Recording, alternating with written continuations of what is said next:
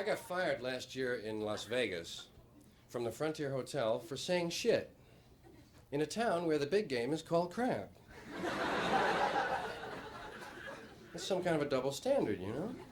I'm sure there was some Texan standing out in the casino yelling, "Oh, shit, a crab!"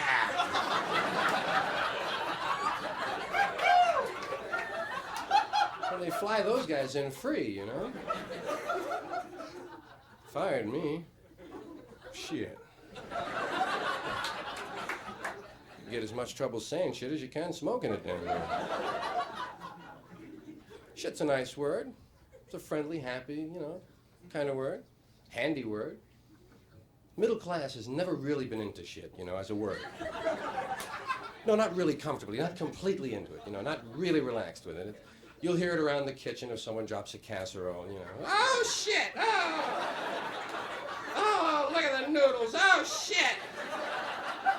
Don't say that, Johnny, just hear it. Oh, shit." Sometimes they say shoot, but they can't kid me, man. Shoot is shit with two O's. No one ever uses the word shit really literally, you know? It's always figurative speech. "Hey, get that shit out of here, will you? Just move that shit away. I don't want to hear that shit. Give me that shit. I don't have to take that shit. I'm not full. You're full of shit. You kind of a shithead or something? I don't need that shit." It's always figurative. You never hear anyone say, "Look at the shit, Martha. Wow. Little piles of shit in the street. Wow." They don't say that. They have other words for that. Doo-doo, caca, poo-poo. And good old number 2. Could never figure that one out, man. How did they arrive at that? Out all the numbers, 2 gotta mean shit. Why didn't they pick 13? Right? They didn't like that one anyway. That'd be easy to remember. 13 means shit and bad luck, right? I got it. My dog does number 5. That's 3 1s and a 2. Your dog does that, right? Dogs do a lot of number 1s, man. They really do. They hold that and they spread it out all over town if they can. Because they know if they do 1 all at once, you take them right up the house again, man. They save 1, little here, little there, man. They can do 20, 25 number 1s sometimes. I told my little girl, you know, that our dog did number 5. I said, "Hey, Bogey did number 5, you know, 3 1s and a 2. Ah!" She thought that was great. She kept running back for an hour, man, telling me different combinations, right? "Hey, did 21, 10 2s and a 1. Ah!" Kids are like that. They love a joke, man. They really run with it forever. Just 4,000 variations on a theme. Hey, another aspect of the word shit. To the drug community, a nice term. Sounds. What is Time Magazine calling it this week? Drug culture, mini culture, micro culture, whatever they will. They have a million hyphens over there at Time Incorporated. Throw them around. Yeah. To the doper, shit means something very special. Shit means shit.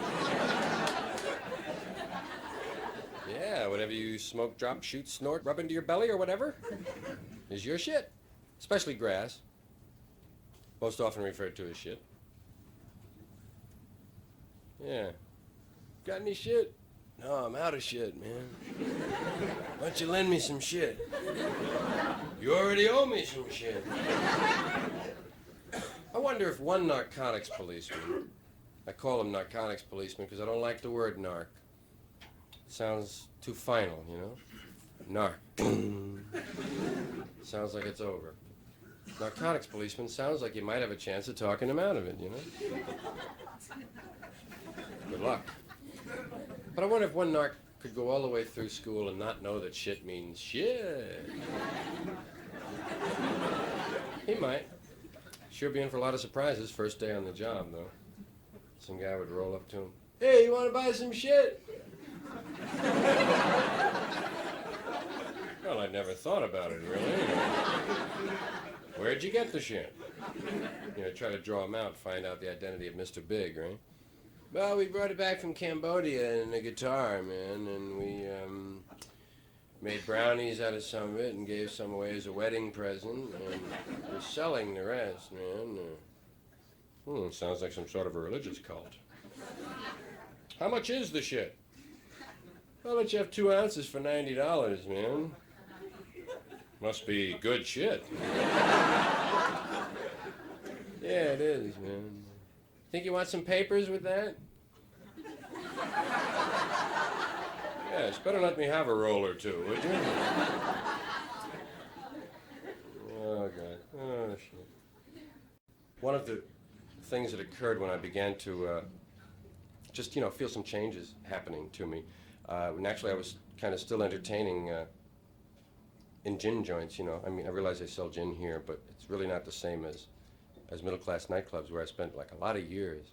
And it was weird to start having hair and start having a beard and to come out, to all these folks, a lot of Shriners and hookers and salesmen, which are the same as hookers, really. Get right down to it. It was just strange. I had to find ways to break the ice. I mean, I told them a poem. I told them about my hair. I'm aware some stare at my hair. In fact, to be fair, some really despair of my hair. But I don't care, 'cause they're not aware, nor are they debonair. In fact, they're just square. They see hair down to there, say beware, and go off on a tear. I say, no fair. A head that's bare is really nowhere. So be like a bear. Be fair with your hair.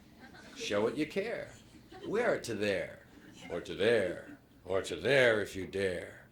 My wife bought some hair at a fair to use as a spare. Did I care? Au contraire. Spare hair is fair. In fact, hair can be rare. Fred Astaire got no hair, nor does a chair, nor a chocolate eclair. And where is the hair on a pear? Nowhere, mon frere. Now that I've shared this affair of the hair, I think I'll repair to my lair and use Nair. Do you care?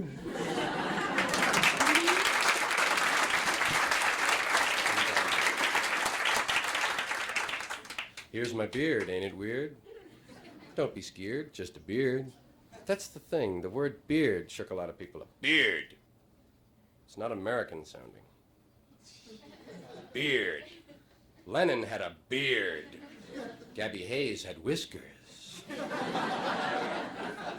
Monty Woolley had whiskers. Yeah. Well, anyway, I mention hair because I've only had extra hair for about a year now, and actually it's the same hair I always had, just used to be on the inside. I'm wearing it in a new location, that's all. And I found there are some advantages to longer hair. For one thing, it covers the pimples on your neck. One of the disadvantages of longer hair, a lot of people think you're a commie fag junkie. And it's tough to talk about 3 things at once, What would a commie fag junkie sound like, anyway? Workers of the world unite.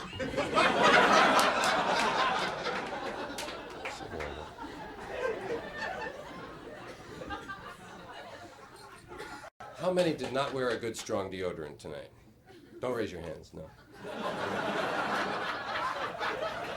5-day deodorant pads would have to be the strangest product yet to emerge from the business mind. 5-day deodorant pads. Sounds like a curse of some kind. And tell the truth, now be honest. When you first heard of 5-day deodorant pads, how many of you thought you had to wear them? I always catch a few. 2 years I wore those mothers. A lot of laughs at the beach, Hey, look at the goofy guy. He's got things under his arms. Scope. Has anyone here ever received a bottle of Scope? Has anyone here ever sent anyone a bottle of Scope? It just seems like such a cruel thing, I often think of the borderline psychotic. It just needs one more thing to go wrong, Going down to the mailbox. What's this? Scope. Scope. Up on the roof with the Magnum run. 9 dead, and they blame Marine training. Bad breath, yeah. Anyone can have bad breath, Marge, but you could knock a buzzard off a shit wagon. Remember that? That's heavy.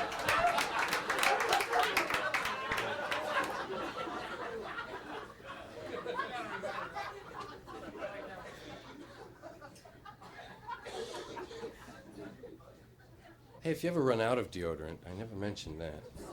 You can, you do, even in the nicest home. You get one pit done, you know, and oh, God. You gotta go like that, you know. Yes. If you run out of deodorant, go into the kitchen and put a bay leaf under each arm. Doesn't stop you from perspiring, but you smell like soup. Keeps your friends alert, you know. Hey, who's wearing chicken vegetable? Not me, I have bean with bacon. One of the Campbell's hearty soups. A manhandler. That's what they call him. Frankie Lane sings about it. How do you handle a hungry man? A manhandler. Really sounds a little suggestive to me. There's a lot of that in advertising. Hidden sex, you know. There's a lot of open sex, too. Take it off. Take it all off. Does she or doesn't she? Hope so. But that's open, and you can deal with that, you know. I worry about the subliminal message. It's what's up front that counts. Should a gentleman offer a lady a Tipperillo? And what's the big scene in the Tipperillo commercial? It's a train going into a tunnel, man. You don't have to be Fellini to figure that out.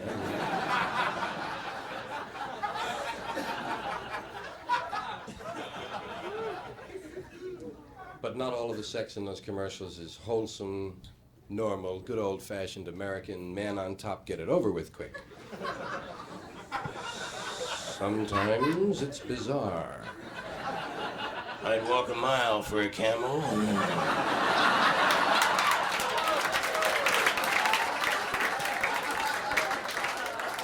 But wouldn't you really rather have a Buick?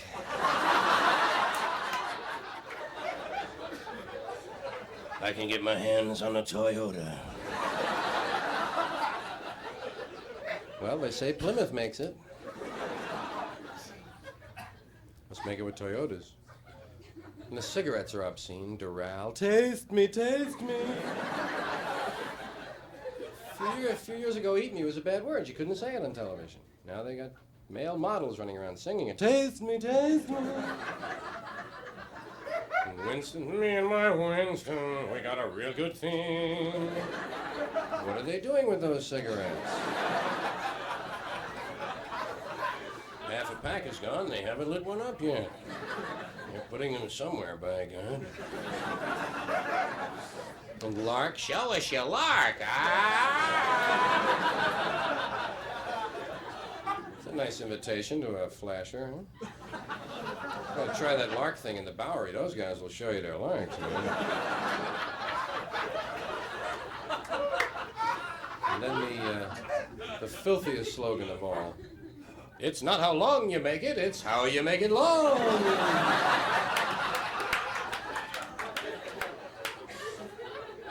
Fortunately, that's based in truth, so it's easy to take.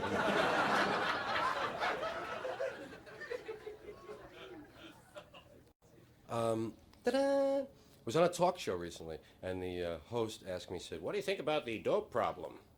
And I said, definitely, I feel we have too many dopes. Yes. No question about it.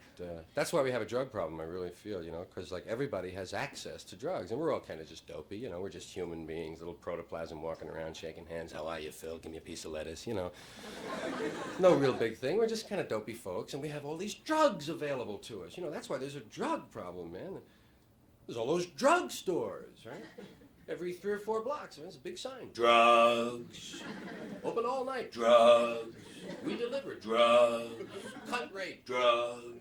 It's the biggest thing on their sign. Cosmetics, sundries, drugs. And the pharmacist is always stoned. You ever notice that? Check his eyes. He's experimenting with something there. How come he can never fill a prescription right away, you know? Really, always gives you that, better come back in about an hour. I can't even read the bastard, you know? It's no accident that we're drug-oriented, really. The drug companies got us that way, and they'd like to keep us that way. I mean, that's a simple thing. They start you early with the oral habit. Little orange-flavored aspirin for children. 2 in the mouth, son. Something wrong with your head? 2 in the mouth. Remember that, head, mouth. These are orange. There'll be other colors later on. Even named it after a saint to throw you off, you know? It's all right, son. 2 in the mouth. St. Joseph. Remember Papa Chocks? Papa Chock! You know, guy goes to a dance when he's 13. How's your head? 2 in the mouth, man, you know. Mom's got her fix. Coffee freaks running around. Alcohol. You know, that's the biggest, of course, and most abused. And incredible. 50% of all traffic deaths. No, yes, that's about 25,000, right. 50% of traffic deaths. 40% of all arrests, traceable. 50% of all first admissions to mental institutions, traceable to alcohol. And then, of course, there's diabetes, gout, high blood pressure, heart disease, insanity, divorce. So I always say, drink up, Shriners, whenever I see a couple of them, you know? When they talk about drugs, they don't talk about all of them. That's the problem. They don't mention coffee. The low end of the speed spectrum, I grant you. But there are coffee freaks, and they're walking around, nobody, you know, worried about it or anything. Mrs. Olson never tells you about that mild speed lift, you know? Because she's shooting freeze-dried Folgers, right? But you've seen the coffee freak in the office, haven't you? The guy who drops 8 or 9 cups every morning. Always in a good mood. Hi, how are you? Warm that up for you? Okay, yeah, hi, how are you? Hey, good to see you. Always in a nice mood, fine. Until the coffee urn breaks, man. Then he's the first cat over. What do you mean broken, man? Why, plug it in, man. Turn it around. Never mind, man. Put some water in. Holy shit, man. Turn the plug around. Man. And then he goes out and scores because he's the one who's hooked, right? I know it's just a dopey example, but that's the beginning of it. Then you have housewives and the diet pills. Mom found out there's a lot more than dieting in those pills, man. Help you grind your teeth and feel great, too. Keep on the phone a lot. Hi, how are you, Marge? Anyway, look at up. Let's go. What are you? Where are you going, Mom? Shopping at midnight? Well, they're open, you know. Never mind. I'll see you later, man. Go.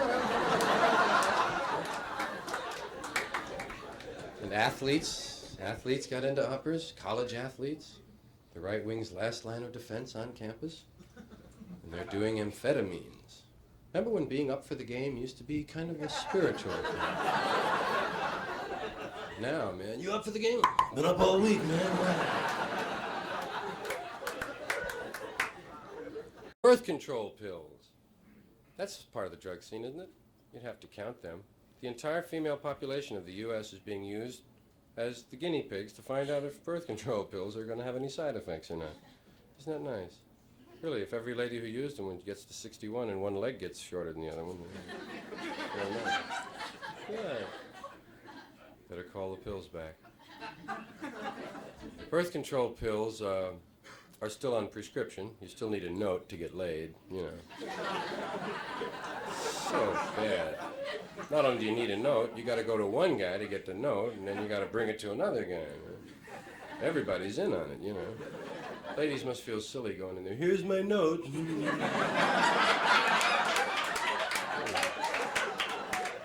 Oh, that's what you're doing at home, eh? Well, we're keeping a record of it here in the store. And late at night, I read them.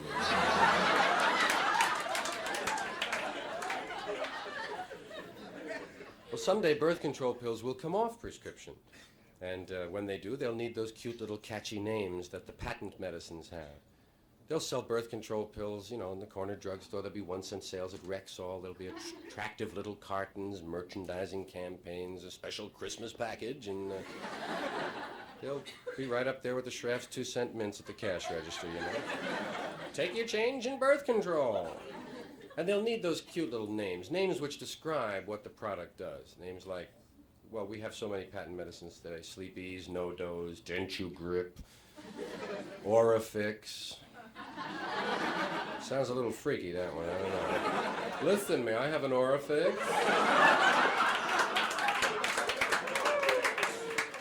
Not without a note, hell no. Someday birth control pills will need names like Pragnot. Doctors prefer Embryno. Here's one for the ladies, Nary a Carry. Something lofty and poetic, Nay Family Way. Something earthy and crude, Mom Bomb. Something for the youngsters, Junior Miss. Here's a real man's product, Inconceivable. Mommy Knot, Fetus Fail, Kitty Kill, Papa Stomper, whatever you want. Womb Broom, Humpty Dumpty, They're clever guys. I wouldn't be surprised if they came up with a birth control pill that doesn't work all the time. We call it Baby Maybe. Available in the 6-pack, the sex pack, and the handy shack pack for your weekenders. One for home, one for office, and one for the glove compartment, guys.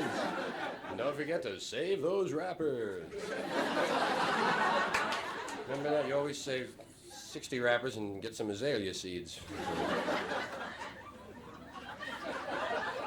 Here's a phone call that'll never take place. A common phone call that will never occur again once birth control is universal. Once everyone has a way to plan, no bachelor will ever have to fear this phone call again. And they fear it.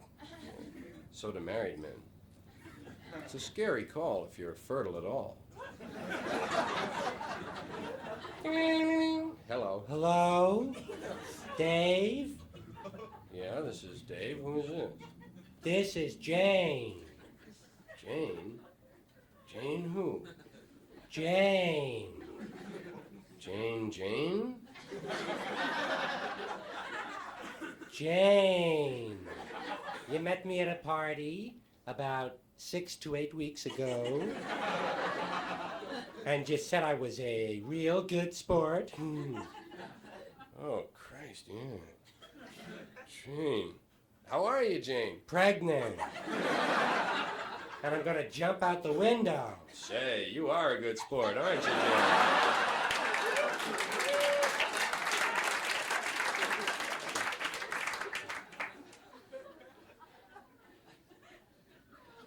It is a male sexist pig joke, really. Hey, you know what I mean? I wanted to thank you very much. No kidding. Hey, thanks for being here, man. And thanks for the use of your head on an early show like this. I appreciate it. Don't forget, it takes 2 fingers to make the peace sign, just like it takes 2 people to make love. When you go like this, you're jerking off. Good night,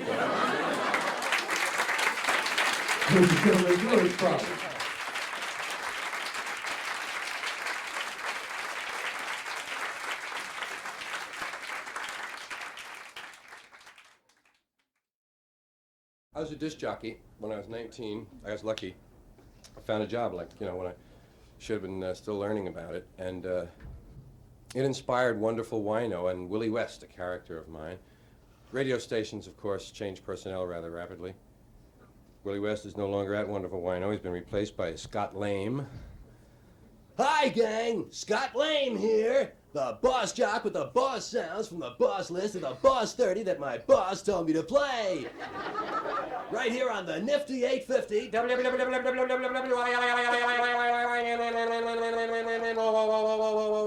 Wonderful Wino Radio! Wonderful Wino! The big sound in the big town. Wino time, bing bong, 5 minutes past the big hour of 5 o'clock. Hey, we get started one of the big sounds this week. Number 5. Last week was number 9. Number 9. Moved up 4 spaces. 4 spaces. Here it is, one of the new supergroups, Crosby, Stills, Nash, Young, Merrill Lynch, Pierce, Sacco, and Vanzetti. And the ever-present footprints cross the shadows on the carpets of the hallways of the memories of your mind. Okay, kids, one of the big sounds and a great story behind that one. And you heard it first right here on Wonderful Wino. Wonderful Wino. Wino time. Bing bong. 5 minutes past the big hour of 5 o'clock. Moving along with two in a row. A big double play. Back-to-back sounds for you on the Scott Lane get-together on a wonderful Wednesday. Here's a tune that's really moving fast. When I say fast, it was recorded at 9 o'clock this morning. At 12 noon, it was number 15. At 3 o'clock, it was the number 1 sound in town. And now it's a golden oldie. Solid gold to make you feel old. Solid gold to make you feel old.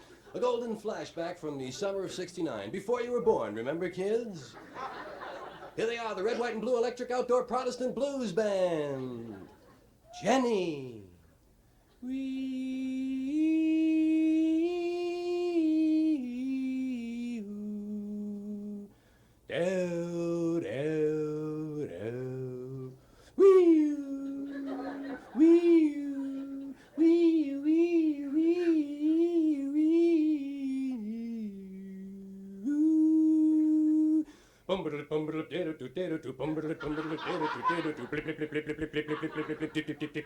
Do, do, do. Jenny. Okay.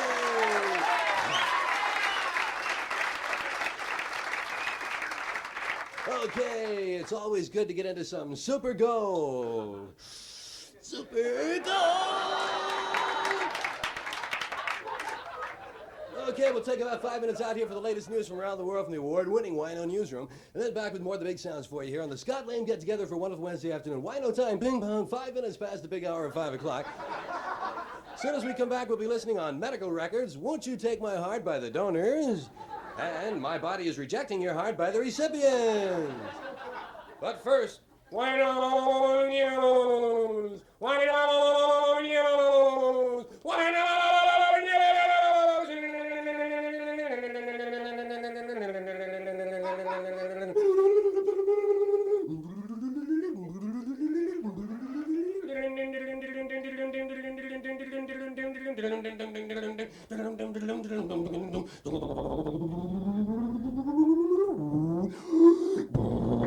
from around the world, across the nation, and up your street, here it is, Wino News, with Wino Newsman Bill Beeper.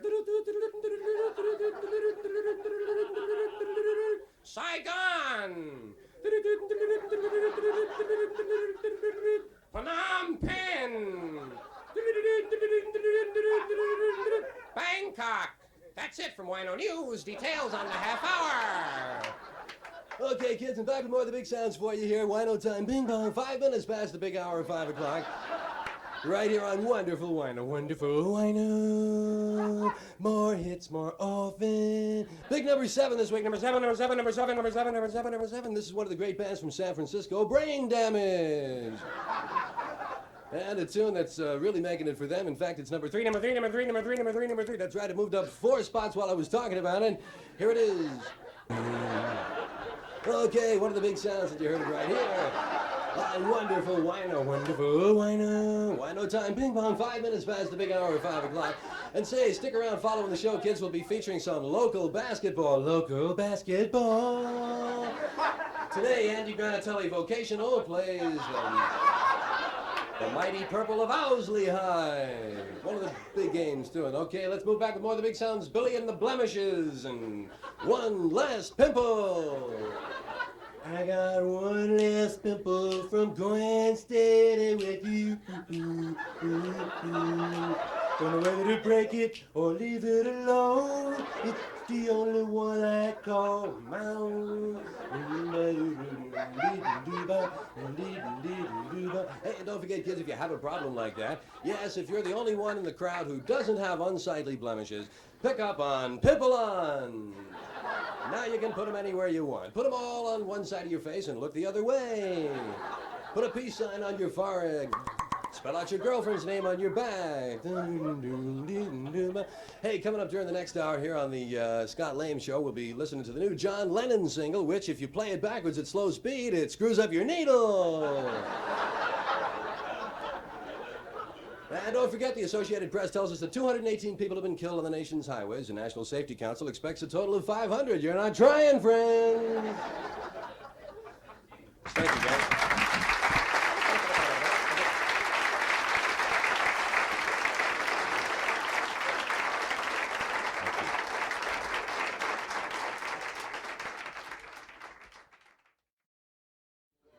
Now there are a lot of couples shows. There's dating game, newlywed game, family game, baby game. They don't have divorce game. You've seen the shows, bunch of couples sitting around giggling. Ask them dopey questions. Do you have any pet names? Yes, Godzilla.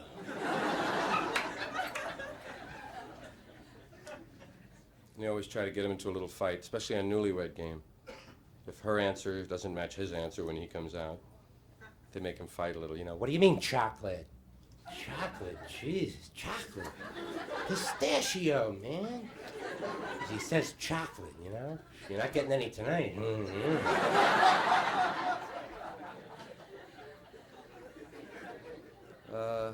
I'd like to see Divorce Game. I think it's realistic. It's the one part of the male-female relationship they haven't capitalized on. I mean, they have Divorce Court on TV. Why not Divorce Game? Face it, should be a positive thing, not an ending of something. It's two people beginning new lives, you know? Give them appropriate prizes. Give them dance lessons and wardrobe singles weekend, cosmetic surgery, whatever seems appropriate, you know? Get them going right. Welcome to Divorce Game, brought to you by National Van Line. Yes, sir. If you're breaking up a home, let National break it up for you. And now, here's America's favorite divorce funny man, a fellow with a split personality, Don Decree. Love's more comfortable the second time around. Thank you, Don Pardo, and hi out there, everyone. Boo. Find another nice house today. Welcome to Divorce Game, the show where some lucky couple actually wins a legal divorce right on the air and spends an exciting week together here in Hollywood as our guest at the fabulous Veterans Hospital. And a little later on, we'll be playing our home divorce game. That's where we call a housewife at random and tell her husband is downtown drinking with another woman. Yes, sir. Okay. That'll be lots of fun, but we'll be doing that a little bit later on in our show. Right now, it's time to meet a couple from yesterday, Raoul and Congolia Breckenridge. Been married 16 years and really can't stand one another. He's a pearl diver from Yuma and been out of work for some time now. His hobbies are lighting fires and helping the poor. Her hobbies, collecting foreign tennis balls and knitting humorous cummerbunds. And together they make napalm at home for a local right-wing group. Wonderful couple, and they chose category number 4, mental cruelty. Okay, ladies, cool it. I know that's your favorite, mental cruelty. And yesterday, you awarded them a divorce right here on our stage, and now it's time to determine the custody of their children. We'll spin the big custody wheel. And we'll find out who gets who. Congolia, what are the ages of your children? Well, we have triplets, 6, 5, and 1. Okay, let's spin the big custody wheel and find out how many she'll get to keep.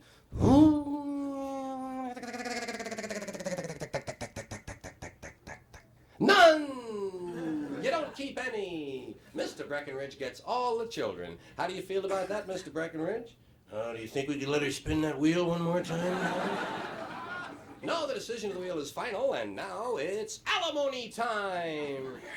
Okay, cool it, ladies. Alimony time. Yes, sir. And as you know, we like to be just as fair as the courts in awarding alimony, and so we use the alimony dartboard. Congolia will throw 3 darts to determine her weekly alimony. Oh, yeah. $1,550 a week. That's a new divorce game record. And I recall from Mr. Breckenridge's card, he only makes $1,500 a year. Well, we'll see him soon on our new nighttime show, Jail Game. Stay tuned for Sue Your Neighbor and You Bet Your Parents. Ed Sullivan. Everyone does Ed Sullivan now. Even agents can do Ed Sullivan. I'm sure that somewhere in the world is a goddamn bear that can, just from being on the show, you know, and watching Ed from the wings, you know, you pick it up. Now, I know that a lot of guys do Ed Sullivan on kind of an amateur basis, and I'm here to help. It's, you know, kind of replace the lampshade for men at parties. Now, dig it. When you do your Ed Sullivan impression, don't worry about the voice or the mannerisms. Just the acts you introduce. The stranger, the freakier the acts are, the better your Ed Sullivan will be. I'll now start my Ed Sullivan. I do the John Biner Ed Sullivan, by the way. Many of the comics prefer the Will Jordan. But the John Biner Ed Sullivan is cued for my ear by saying the phrase, well, now you know. But now you know. But now you know right here on our show. But now you know. I'll get him. But now you know. But now you know right here on our show. And now just after Connie Francis, her tribute to Carmen Basilio. And immediately following, or just following, the Waltzing Mice, the Maori Fire Eaters, and just before, is that just before or just after? During the aerial photographs of Kate Smith, the entire female population of Guadalajara will run out on our stage and yell out their brassiere sizes.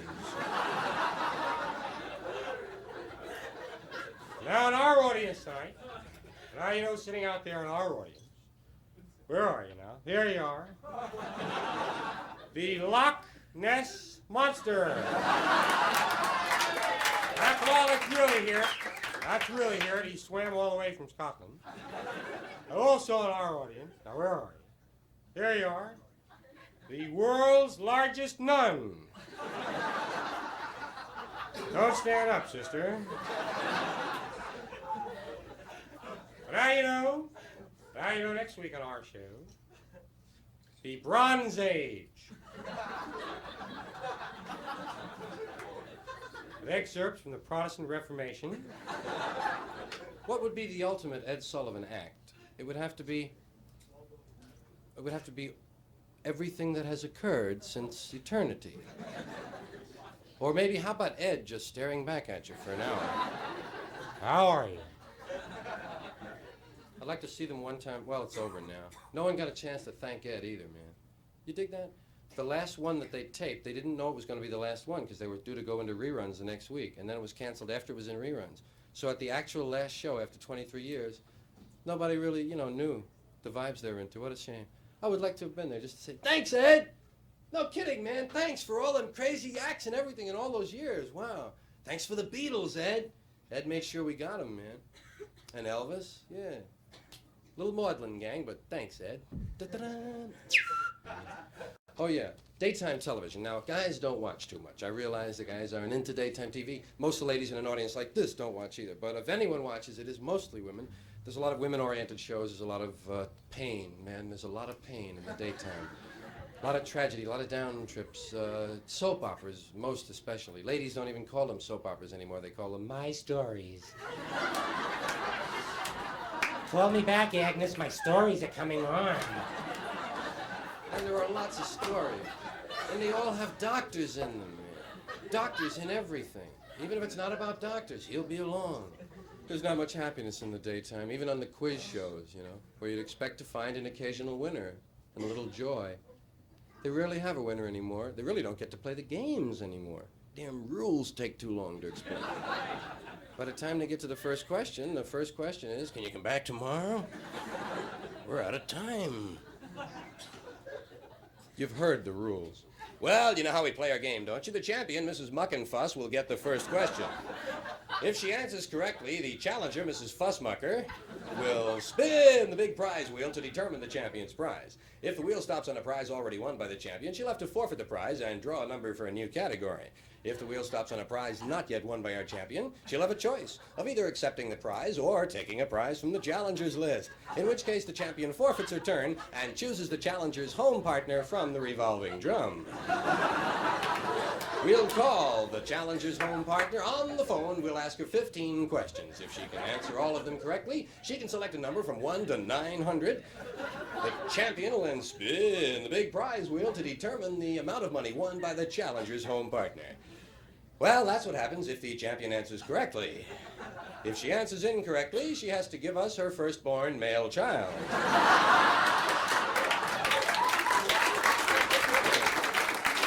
Well, it's only fair.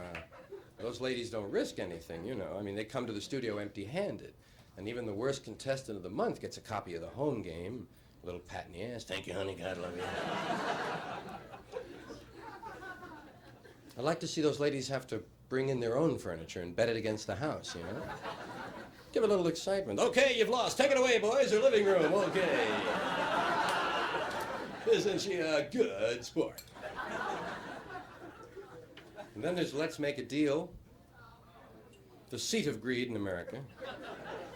You've seen the people on Let's Make a Deal. You should see the ones they don't let on the show. Take them away.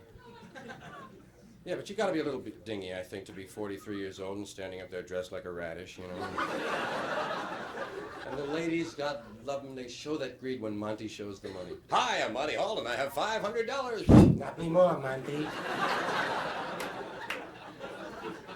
Okay, you have the $500. What would you like to do? Keep the $500, or do you want to buy what Jay has in this box he's bringing down the aisle? Jay, you want to bring that box on down? Jay, look out for the cord. Jay, look out, Jay.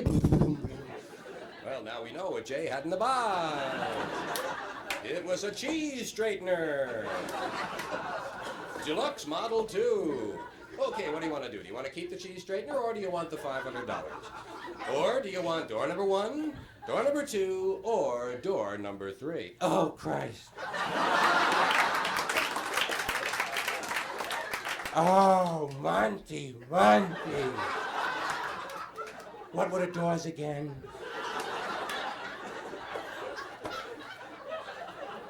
Door number 1, door number 2, or door number 3. Oh, wow. Oh, all right, okay, all right. No, wait, okay, wait, okay. All right, no, wait. Oh, wait, Monty. Door number 1, 3, 2, 8. No, wait, hold on. 2, what, wait, 1 or 2, 1, 3, 1, 3, wait. Okay, wait, I didn't go yet. Definitely 2, 1, wait, 3, wait, no. Okay, eeny, meeny, miny, moe, catch a fella by the toe. If you holler, you're out, Monty. No. Okay, I got 4. No, you don't have 4. It's between 2 and 1 and 3. Oh, and by the time she picks, it's anticlimactic, you know, and a little greedy. Yes, that's it. You've won it, a 1971 Ferrari. Oh, God, we have a small car.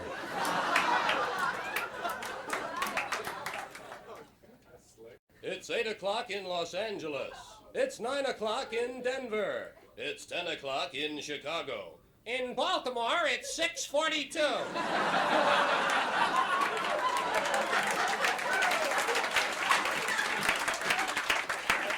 Time for the 11 o'clock report. First of all, the headlines. Welcome wagon runs over newcomer. Good humor man slays 10. Pen pal stabs pal with pen. Pediatrician dies of childhood disease. And Jacques Cousteau drowns in bathtub accident. We'll be back with full details in just a moment after this word from Cooley's Cigarettes.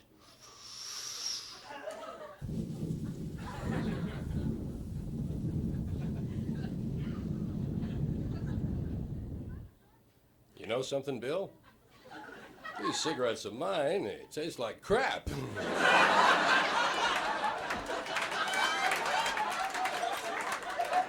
Say, Dan,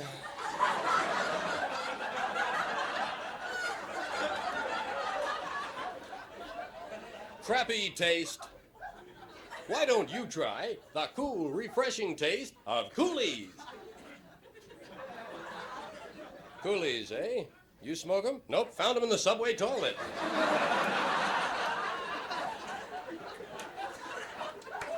And now back to the news. History's 135th heart transplant operation was performed yesterday in New York City. One unusual note, the heart transplant took place in Central Park at midnight, and the donor's family was not consulted. Dr. Timothy Leary's brother, really Leary, today announced the formation of a new religion which teaches that when you die, your soul goes to a garage in Buffalo.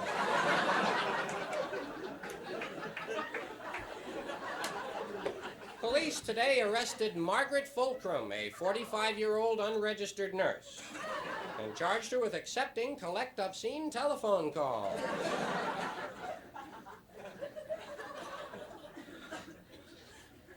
Famed television announcer Charlie the Tuna was found dead today of mercury poisoning.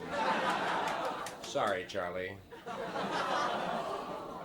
Good news from the Far East. No one was killed in Vietnam today. However, 3 people died of old age at the Paris peace talks. And former French President Charles de Gaulle rose from the dead today, just to show everyone he could really do it. Well, that's it from the news desk. For the latest in sports, here's Biff Barf. Good evening, sport fans. Biff Barf here in the Biff Barf Spotlight, picking them up and barfing them right back at you. I call them the way I see them, and if I don't see them, I make them up.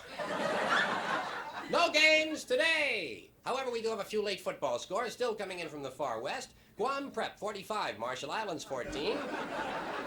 Mindanao A&M 27, Molokai 10. Caltech 14.5. MIT 3 to the 4th power.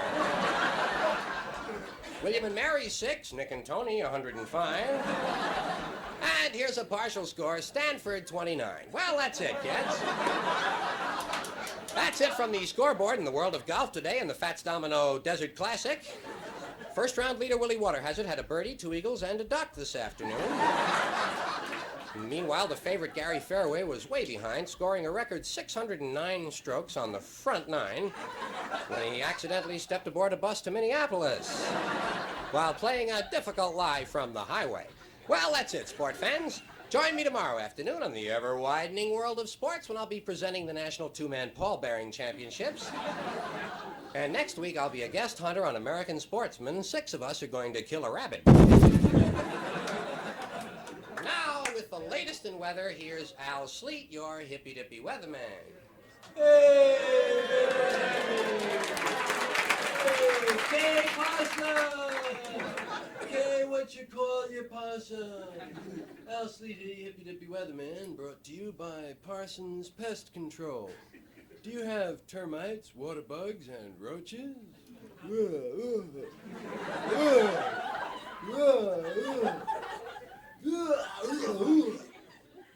Parsons will get rid of the termites and water bugs and help you smoke the roaches. Present temperature is 68 degrees at the airport, which is stupid because I don't know anyone who lives at the airport. Downtown, it's much hotter. Downtown's on fire, man. Now, if you'll take a look at our national weather map, you'll see that we don't have one. So try to picture last night's map in your mind. Remember all those lines and numbers. Weather was dominated by a large Canadian low, which is not to be confused with a Mexican high. Tonight's forecast, dark. Continued mostly dark tonight. Turning to widely scattered light in the morning. That's it from Al Sleet. Don't forget, if you don't like the weather, move. Thanks, Al. Always a great report from Al Sleet. I think we all know by now Al's been into the mushrooms. Well, let's that just about wraps it up on the 7 o'clock report. Join us again tomorrow night at 9 for the 11 o'clock news. In the meantime, stay tuned for a brand new comedy series, Double Trouble, the story of Siamese twins joined at the lips. And the merry mix-ups that occur when one gets married and the other has root canal work the same day. Good night, all.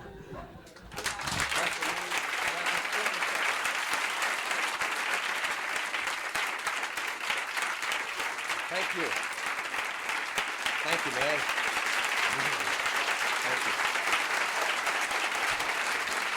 Thank you.